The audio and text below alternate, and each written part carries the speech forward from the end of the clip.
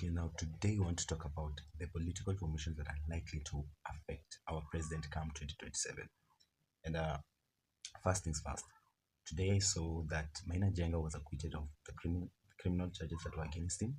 Yeah, we had the possession of firearms and ban, and also he was accused of being part of a criminal gang, the Mungiki. And today the court acquitted him. And for a fact, he had supporters that were out there celebrating the results from the court, and it was all jubilations about it, and got me thinking. Earlier, no, late last year, uh, Maina Jenga went to jail for Nange Live, and he asked the Kikuyu community to come together. Actually, he invited a number of leaders. He even invited the former president Uhuru Kenyatta. He invited oh, also we also have a former deputy. Also invited Rigathi Gachagua, and the turnout was not as expected. Actually, the event was cancelled, and quote unquote said it was possibly organizing, bringing back the Mungiki thing. I don't know what happened, but it didn't happen. So now it got me thinking: could there be a possibility where Gashagwa buries whatever hatchet he has with Maina and decide to form a political alliance for the sake of the Mount Kenya people? I think that would be a lethal alliance, because day by day, the popularity of our president is going down, and the popularity of our former deputy president, it's awkward calling him deputy, he's a deputy president.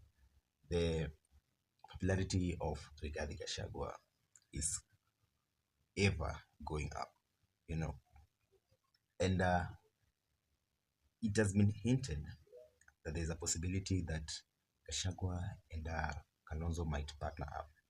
Problem is, we don't know whether Gachagua can run for any office. Actually, he can't, because he has been impeached, so he can't go for any office.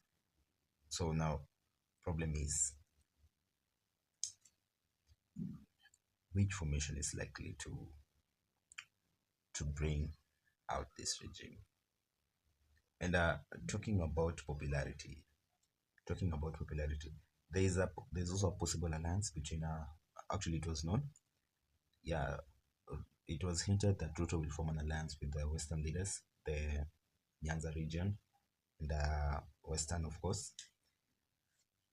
Problem is, those that are in his camp are the oldies, the old faces, the people we are used to, because the people who can speak for the Western region and the Nyanza region are Raila Odinga, Moses Wetangula, Madibidi, that's one, Salim Davadi.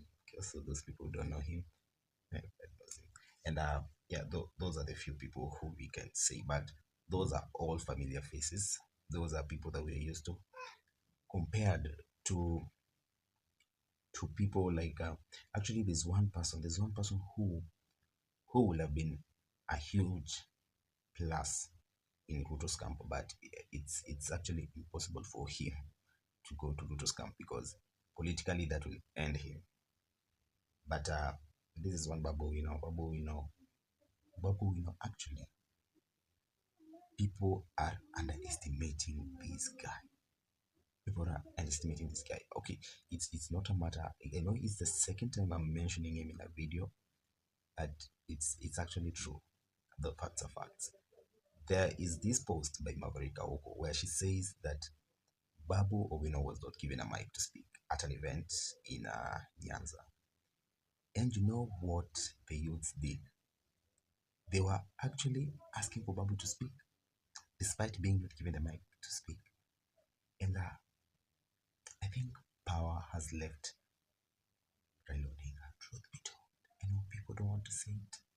I know people don't want to say it. People are just whispering, but that's it. That's it. People just don't want to say it loudly. Even Babu himself can say it loudly, because these are the people that brought him to the political scene. And you never bite the finger that feeds you. You never. I know that that's one thing that I see he has maintained and is doing it quite nicely. But truth be told, he is the next real deal for the Western region. Yeah, the likes of there was the likes of Sifuna who were actually potential, and they actually blundered when it came to the finance thing act, and it turned out that they were just out there protecting them. But the moment the president came in and said, "We want two of your members," damn, what happened to ODM? These guys were a huge leader, and they just went running. They went run like like I don't know what happens to men with money. Men these days don't have principles. I don't know what happened. And they left the principal thing very fast, and they went to the government, and it actually messed up their name. The one person who stayed out was Babu. Babu actually even joined protesters. He was one of the few politicians who was among the protesters. Even in ODM, those are the few people who were among the protesters.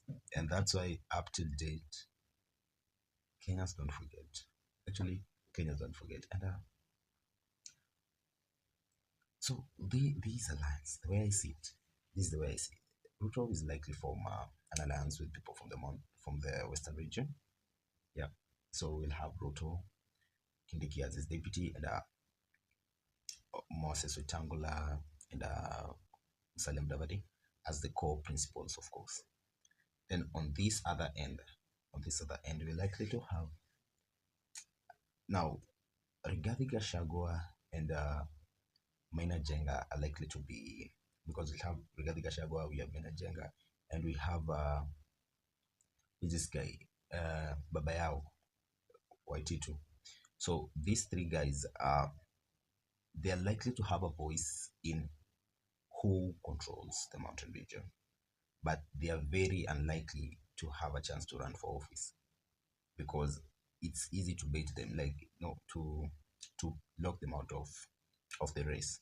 So, but they're likely to have a hand in whoever gets the next votes for the Mount Kenya region. So, if we talk Kalonzo Musyoka, like I said before, Kalonzo Musyoka, yes, he can have that chance to go for it, but people are used to him as a pushover. Like there's this picture that people have of you, and I don't think the picture of Kalonzo as a president is still there. He's here to prove it. He has had the time since 2007, and time and again he has shown that nah, he's not the guy. He can be easily persuaded to go another side. So nah, he's not the guy. I still maintain Babo Wino and Dindi Nyoro, the very likely opponents that can stoop out our guy, should be told. I don't see any other combination. What do you think? Just remember to like and subscribe and leave your comment down on the comment section so that I know what you think.